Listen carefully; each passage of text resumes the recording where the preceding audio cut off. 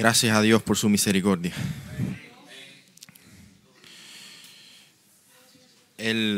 Durante el mes pasado, el mes de los niños, han estado llegando a mi mente todas estas cosas relacionadas con los más pequeños y cómo de especial, si lo piensas bien, es la relación de Dios con los niños. Tiene un cuidado, tiene un amor especial con ellos, al punto de que si recordamos las Escrituras, en Mateo 18, cuando habla acerca de no hacer tropezar, de no hacer pecar a un creyente, dice que cualquiera que haga tropezar a uno de estos pequeños, o sea, usando la frase de niños como ejemplo, a estos pequeños que creen en mí, mejor le fuera que se le atase al cuello una piedra de molino de asno y sea lanzado, se hundiera en lo profundo de la mar. Así de serio es el cuidado que tiene Dios con los niños. Son su especial tesoro. Dios mira, de hecho, a nosotros los creyentes como niños espirituales, en muchos lugares de las Escrituras. Y la gente a veces dice, bueno, este trato especial de Dios con los niños, ¿por qué será? Hay una opinión popular, perdón, que es acerca de que los niños son angelitos. Pero realmente esto no, aunque es una frase muy tierna y muy linda, y los primeros meses no rompen un plato, ya cuando empiezan a crecer se vuelven un poco traviesos, sí. Y angelitos no. El que piense que es angelito es porque todavía no ha tenido hijos, eso es por seguro. Pero se va a dar cuenta que cuando tenga hijos que tienen su cosa. Pero, ¿por qué? Porque a final de cuentas, pequeños o grandes, todos somos seres humanos y hemos heredado la misma naturaleza del Adán caído. Y hay un ejemplo de esto que Cristo mismo usa a propósito para ejemplificar un pecado inmenso que está cometiendo el pueblo de Israel. O sea, Cristo está en esta situación de que el pueblo de Israel no lo ha reconocido como hijo de Dios, no lo ha reconocido como Mesías, lo ha rechazado completamente. Y en Mateo 11 leemos esta ilustración que Cristo hace utilizando a niños. Es el grupo menos esperado para representar el rechazo nacional de Israel. Dice así Mateo 11:15. El que tiene oídos para oír, oiga. Escucha. Mas, ¿a qué compararé esta generación? Fíjense que esta generación es la generación que tan hostil fue hasta Cristo, hasta el punto que hicieron que los romanos lo crucificaran. Bueno, ¿a qué voy a comparar yo a esta generación?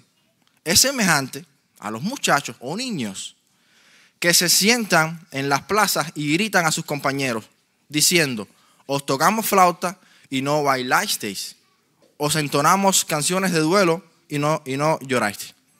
¿Qué significa esto? En los tiempos antiguos los niños les encanta jugar juegos de imitación, como mismo ahora. Los niños imitan lo que hacen los padres. Y en aquellos tiempos los dos eventos más grandes que existían eran las bodas y los funerales. O sea, esto es lo que ellos ven constantemente. Las bodas duraban una semana entera, los funerales igual. Ellos están empapados en este mundo de bodas y funerales. Todos separados en los pueblos cada vez que ocurría algo de esto. Entonces, las familias tenían la costumbre de ir a las plazas de los pueblos, a los mercados, a comprar, a vender, a conversar. Y los niños en ese tiempo se ponían a jugar este tipo de juegos. Y entonces algunos niños obviamente hacían el papel de músico, otros cantaban.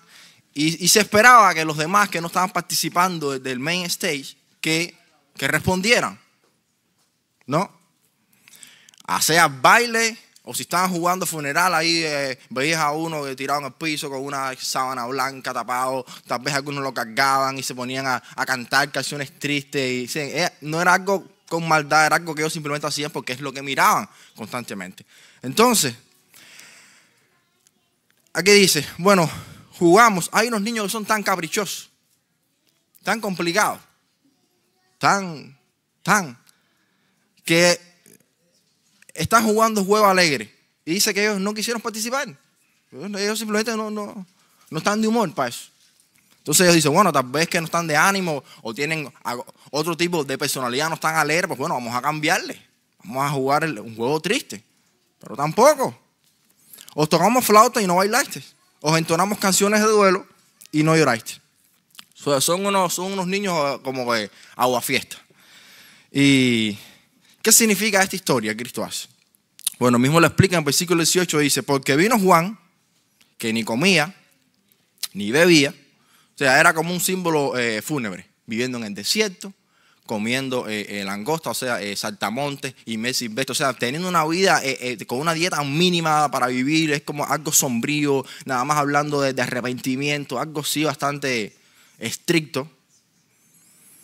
¿Y qué decían de Juan? Decían que demonio tiene. Entonces viene el Hijo del Hombre, viene Cristo, que se mezcla con la gente, que come con las personas, todo lo que le brindan, que es más social, que tiene una vida normal. Por eso dice, come y bebe normal. Y dicen, es aquí hombre comilón y bebedor de vino. O sea, viene como este estilo de boda, de celebración, sanando a la gente, llevando alegría. Tampoco les conviene. Dicen que es bebedor de vino, amigo de publicanos y pecadores. O sea, porque como Cristo comía y bebía en las casas y con todo el mundo, le decían que era glotón. Y porque andaba con la gente de bajo mundo, decía que era pecador. En otras palabras, con Israel no se podía quedar bien. Lo que trae a mi mente esta idea de que a veces uno como iglesia intenta inclusive cambiarle el estilo de servicio, canciones mejores, cosas más espirituales, mil estrategias para evangelizar a las personas, pero da igual.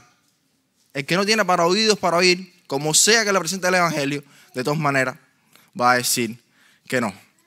Así es el hombre natural. Entonces lo que quiero resaltar con esta historia es de que Jesús entendía que los niños no son como a veces se piensa que no tienen pecado. No, esta era la razón por la cual son especiales para Dios. Y de hecho, esta naturaleza de ellos se ve inclusive cuando juegan. ¿Qué es lo que hacen la mayoría del tiempo? Inclusive cuando juegan, tú puedes ver eso. Tiene la misma naturaleza que el adulto. Sin embargo, obviamente Cristo lo usa por los ejemplos que vamos a ver en esta mañana, que es el tema principal, con ilustraciones entonces positivas. Parece como un contraste aquí. ¿Qué es lo especial que tienen los niños para Dios? Que queda claro, no son angelitos, no es por eso. ¿Qué es lo que tienen ellos por especial? Dice Mateo 18. En aquel tiempo, los discípulos vinieron a Jesús diciendo, ¿quién es el mayor en el reino de los cielos? Y llamando a Jesús a un niño, lo puso en medio de ellos y le dijo, de cierto os digo. O sea, ni siquiera vamos a hablar de jerarquía en el cielo. No, espérate. Que si no os volvéis y hacéis como niños, no entraréis en el reino de los cielos. O sea, por un lado, por la naturaleza del niño, puede ser usado como un ejemplo de rechazo a Dios. Pero por otro lado, es un ejemplo perfecto de conversión, de aceptación por Dios, de salvación. Y esto casi, si lo piensas bien, casi que no se entiende. Es algo de las personas, los judíos que están escuchando esto, es algo que es chocante, es increíble lo que Cristo acaba de decir, usando niños para un ejemplo relacionado con la salvación. No puede ser. Porque en Israel, para los líderes religiosos, para la creencia, los niños realmente no tenían nada que ver con la salvación, eran como que irrelevantes. Como el sistema de salvación era un sistema de salvación por obra, por mérito, los niños no tienen nada que ofrecer, los niños realmente no hacen nada, no se ganan nada. Entonces ellos, aunque su doctrina explícitamente no decía que los niños estaban condenados, pero simplemente esa era sinceramente si era la opinión, porque en un sistema de salvación por mérito los niños no hacen nada, ellos realmente no tienen nada que ver con la salvación y eran completamente ignorados. Ignorados porque irrelevantes, porque no tienen ningún mérito para el reino. Entonces la idea que Cristo está plasmando aquí es bastante sencilla. Él dice, bueno, ustedes piensan que hay que lograr algo para entrar al reino, pero de hecho, los niños que no logran nada en esta vida, ni en el mundo espiritual tampoco, ellos son el ejemplo perfecto de salvación. Ellos son un ejemplo de quiénes son los que entran en el reino. Fíjense, 2 capítulos más adelante, en el Mateo 21, se ve una vez más ejemplificado esta opinión que tiene el pueblo acerca de los niños. Dice el versículo 14 de Mateo 21. Y en el templo se le acercaron ciegos y cojos y los sanó. Jesús hacía esto todo el tiempo, todos los días. Pero los principales sacerdotes y los escribas, viendo las maravillas que hacía, y a los muchachos o niños aclamando en el templo y diciendo, Hosana al Hijo de David, dice que se enojaron. Fíjense.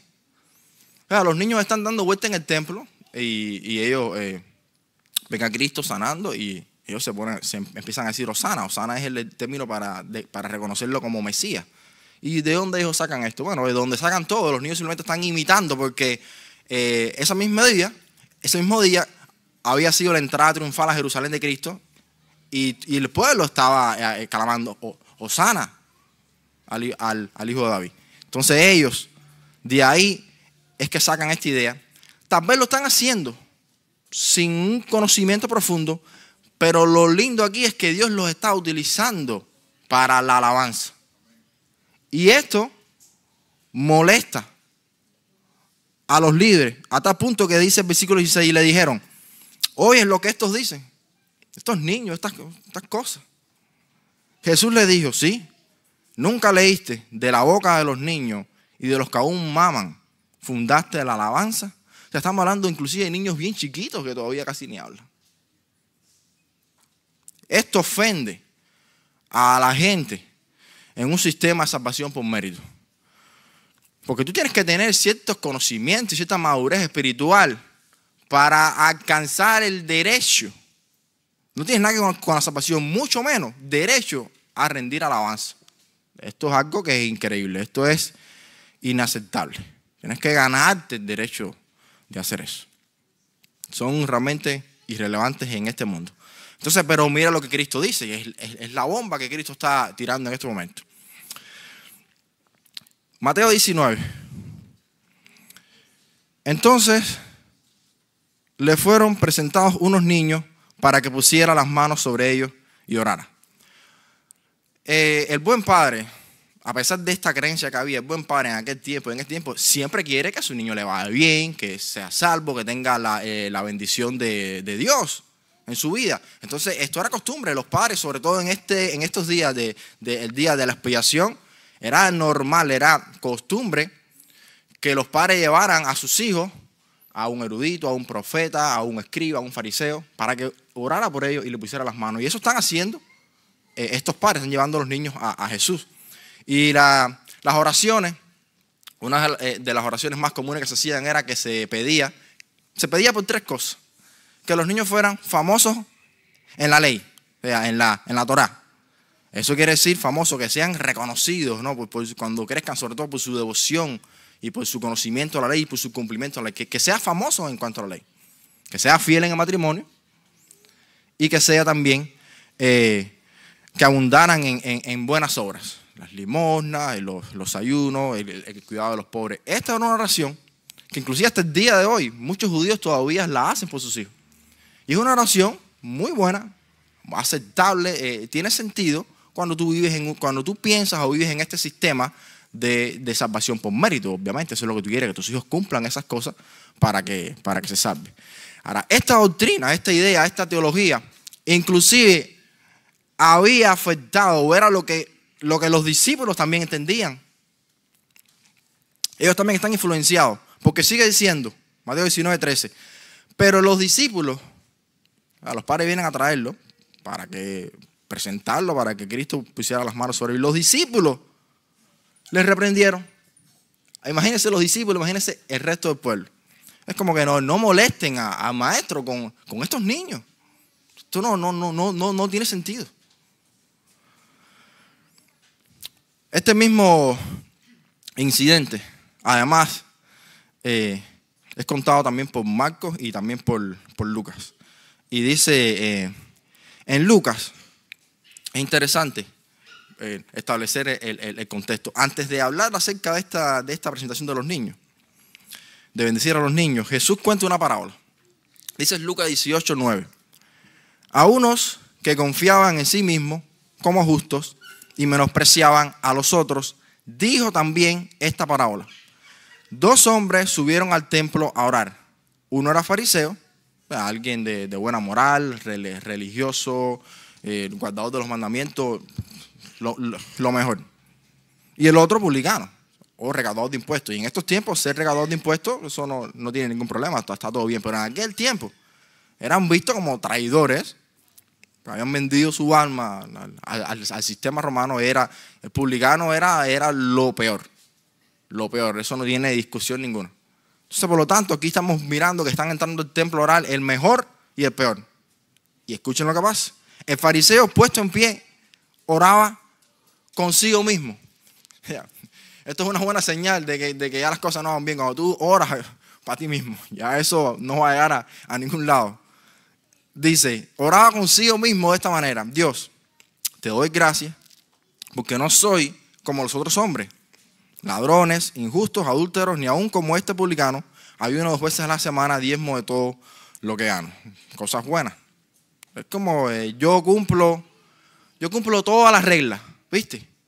Yo no soy como esta gente pecadora, mucho menos como este que acaba de entrar conmigo en el templo a la misma hora que yo. Vaya, no tiene sentido. Pero el publicano, estando lejos, no quería ni aún alzar los ojos al cielo. El publicano entiende que en la condición que tiene no tiene ni siquiera derecho de mirar a Dios. Y esta es con la condición que él llega, porque él sabe que es pecador. Sino que se golpeaba el pecho diciendo, Dios, sé propicio a mí, pecador. Y Jesús termina diciendo en esta parábola que el fariseo que no fue salvo y el publicano sí. Dice, porque cualquiera que se enaltece será humillado y el que se humilla será enaltecido. Realmente en este contexto de salvación, lo que interesa, según Cristo aquí, es la humillación. No habla de algo, de más nada. En este contexto de perdón, de justificación, no habla de leyes, habla de humillación. ¿Por qué? Porque la salvación es por gracia. Eso es lo que está enseñando. Vino arrepentido, clamando por misericordia y fue justificado. Esto es una parábola súper famosa antes de este suceso de los niños. Ahora, después del suceso de los niños viene otra bien parecido, que es el encuentro de Cristo con el joven rico. Igual, están hablando acerca de la vida eterna y Jesús le dice los mandamientos. Y él dice, bueno, yo he guardado esto desde mi juventud. Fíjate, es la misma situación equivocada del fariseo. Yo guardo la ley. La misma doctrina errada, completamente engañado por un sistema que les ha vendido que tú puedes ganar la salvación por guardar ciertas cosas, más o menos a veces. No. Este es el problema principal que tiene Israel. En este contexto, entonces Cristo introduce el tema de los niños. Volviendo al punto de Mateo 19. Fíjate, Cristo lo que está diciendo es una cosa completamente radical a lo que se cree. Es algo que no tiene sentido para ellos. Entonces los discípulos quieren impedir que los niños vengan. Dice el verso 14. Entonces Jesús le dijo, espérate, porque es que no han entendido. Dejad los niños venir a mí y no se lo impidáis, porque de los tales es el reino de los cielos. Y en Lucas 18:17 dice, continúa diciendo, dice, y el que no recibe el reino de Dios, esto es serio, el que no lo recibe como un niño, olvídese de cumplir ley, olvídese de lo que tú quieras, el que no recibe el reino como un niño, dice la Escritura, no entrará en él. Esto es incomprensible para los judíos. ¿Cómo es posible? ¿Cómo que está hablando de estas cosas de niños? ¿Qué sentido tiene esto? Aunque obviamente aquí no está hablando específicamente de los niños, está hablando de los que son como los niños. Los niños obviamente están incluidos por concepto. Pero ¿cómo es esto de que ellos heredan el reino? Porque ellos sí tienen pecado, ya lo hablamos. Y voy a mencionar algunas escrituras. Dice Génesis 8:21. El corazón del hombre se inclina al mal desde su juventud. Salmo 51. En pecado, en maldad he sido formado y en pecado me concibió mi madre. Cuando Cristo está hablando con Nicodemo, al igual del tema de la salvación y cómo ser salvo, Cristo le dice, lo que es nacido de la carne, carne es. O sea, no hay remedio. Naciste en pecado, es pecado igual. Y la carne no puede agradar a Dios. Sin embargo, dice la Escritura, que sobre estos niños, Él puso las manos. Y dice en Marcos que los bendecía. En ningún lado de la Escritura, fíjense, en ningún lado de la Escritura Cristo bendice a los no creyentes, a los no salvos. Ese tipo de bendiciones nunca Cristo se la da a los que no son parte, a los que no son de a los que no son del reino, como las bienaventuranzas. Es solo para los que forman parte de la familia, para sus niños, para sus hijos. Entonces los niños son el primer ejemplo de los que son tales como los niños, porque ellos son niños. Y son salvos. No, nadie tenga esa duda. Los niños, antes de llegar a esta edad que se conoce como que ya tienen conocimiento del bien y el mal, de esta conciencia moral ya establecida, ellos están en una relación especial con Dios. Y lo mismo, las personas también que nacieron con algún tipo de dificultad mental. Ellos están en esa condición especial con Dios. Dice la Biblia, esto lo respalda muchas veces, hablando de esta condición que ellos tienen. Dice Deuteronomio 1:39, cuando Moisés está recordando al pueblo que esa generación no iba a entrar a la tierra prometida, nada más que Josué y Caleb, él les dice, y vuestros niños, de los cuales dijiste que servirían de botín, y vuestros hijos, que no saben, este concepto, no saben hoy lo bueno ni lo malo, o sea, no tienen esta plena conciencia moral.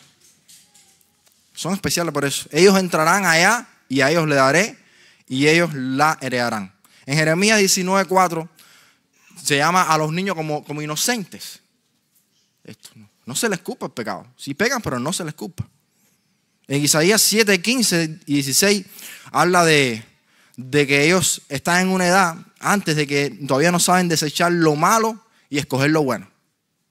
No saben distinguir bien entre el bien y el mal. O sea que Dios tiene una mirada especial hacia los pequeños antes de ellos llegar a ese tiempo. Y eso es lindo. Esto lo sabía el rey David. Cuando el recién nacido del rey David estaba enfermo, dice que David hizo, ¿para qué voy a ayunar? Ya después que murió, eso no lo va a traer a la vida. Ahora una cosa sí estaba seguro, él no volverá a mí, pero yo voy hacia él. ¿Por qué? Porque David sabía que él era salvo. Y también sabía que el niño fallecido era salvo. Decía, él no va a venir a mí, pero yo voy a ir a ver. Yo lo voy a ver de nuevo. Si lo piensas bien, la población, lo más probable es que la población más grande que hay en el cielo va a ser de niños. Es algo especial que Dios tiene con ellos. Ahora, esta es la condición moral de los niños. Pero la pregunta aquí ahora teológica es, ¿cómo los salva? Porque de todas maneras, aunque ellos tengan no tengan conciencia moral, de todas maneras eso no justifica. ¿Cómo es que Dios salva a los niños? Fácil. De la misma manera que nos salva a todos, por gracia. De hecho, ellos son el ejemplo perfecto de salvación, porque ellos no aportan nada. Ellos no aportan nada. Y esa es exactamente la declaración que hace Jesús en Lucas y en Mateo, la escritura que estamos viendo. Dice, si no os volvéis y os hacéis como niños, fíjense, no hay negocio en esto. No entraréis en el reino de los cielos. El que no recibe el reino de Dios como un niño, no entrará en él. ¿Qué significa esto? Humilde. ¿Cómo son los niños? Dependientes. No contando en sus logros. El reino es para los que confían en Dios. Como mismo los niños confían en sus padres, ellos no saben de dónde viene nada. Y de alguna manera la provisión llega. Ellos tienen esa confianza en ti y en mí. Eso es lo mismo que Dios está pidiendo aquí. Se trata no de confiar en tus méritos, no. Es confiar ciegamente en mí como los niños. No son justificados por su habilidad. Si alguna palabra se le da a caer este mensaje, es dependencia. Es eso lo que Dios quiere. Que seas como un niño dependiente. Que dependen de Dios todo el tiempo. Y de su misericordia. Entonces el reino es para los que ponen su fe en Dios. En de que los va a salvar no porque sean buenos, sino a pesar de que no lo son. Y dependen completamente de Él. Cuando te das cuenta de eso, no te queda de otro camino que escoger. Entonces Cristo está aquí rompiendo. Esa fue la lucha de toda su vida. Rompiendo todas estas expectativas religiosas y sociales de Israel, desde cero, sin temor. Él salva a los que no tienen nada que ofrecer. Es eso. En esto de la salvación no cabe, no hay lugar para algún tipo de orgullo espiritual. No puede ser. Es simplemente venir en humillación y vivir agradecidos en obediencia a Dios por lo que ha hecho, por su misericordia y por su amor. Este es el mensaje aquí, puede ser tal vez para ellos difícil de aceptar. ¿Cómo puede ser? ¿Cómo puede ser que Dios salve al pecador? Sea niño, sea adulto. ¿Cómo puede ser que Dios ame al mundo? La única manera de entender realmente esto no es la lógica. La lógica no dice esto. La lógica en ningún momento te va a hacer pensar a ti que a ti te van a regalar la salvación. Algo tan preciado. Eso no hay manera de entenderlo así. La única manera de entender eso es por la fe. Por eso dice que sin fe es imposible agradar a Dios. Imposible agradar a Dios. Si no vienes por el camino de la fe, no hay de otra. Ni siendo niño, ni siendo adulto. Entonces esto es un mensaje. Es un llamado a examinarnos a nosotros. ¿Cómo nos estamos ocupando en esa salvación? Con temor y temblor. Sabiendo que dependemos de Dios. Que es Dios mismo el que pone tanto el querer como el hacer en su voluntad. Tenemos que ser niños espirituales. Es el llamado, niños espirituales. Nada que ofrecer, todo que recibir. Todo lo recibimos. No ganamos nada en este camino. Todo es recibido y por eso vivimos tan agradecidos y por eso la alabamos a Dios con todo nuestro corazón, porque es que son regalos y regalos y regalos. Es todo recibir. No ofrecemos nada. No pienses que Dios quiere ninguna obra de justicia tuya que la pongas en el espacio de la salvación. Quítalas ahí, porque si las pones ahí, tus buenas obras son trapos de inmundicia. No las puedes usar para eso. Es total dependencia. Ven a Cristo. Y la buena noticia es que Dios, como mismo es con los niños, de compasivo, porque dependen de Él, no pueden hacer nada. Así mismo es Dios con nosotros. Pero es un Dios de regla. O sea, tienes que venir a Dios de la manera que Él estableció, buscando misericordia, reconociendo que la única manera de lavar nuestros pecados es mediante el sacrificio de Cristo. Tienes que venir así. Esa es la única manera de borrar nuestros pecados. Por gracia, graba esto en tu mente. Es solo por su gracia. Dios salva solamente a los que son como niños. No puede haber de otra manera. No, si no os volvéis, leo de nuevo, y os hacéis como niños, no entraréis en el reino de los cielos. Hay muchas cosas que tal vez tú puedes hacer, que tú puedes ofrecer muchos holocaustos y sacrificios. Pero Dios no quiere tus holocaustos y tus sacrificios. Él no quiere eso.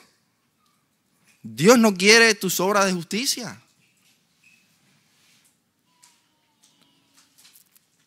Dios quiere que vengas arrepentido y humillado como un niño. Ahora, si tú vienes así, yo te garantizo que la entrada al cielo va a ser para ti. Porque los sacrificios de Dios son que el espíritu quebrantado, el corazón contrito y humillado. No despreciarás tú, oh Dios. Que Dios nos bendiga.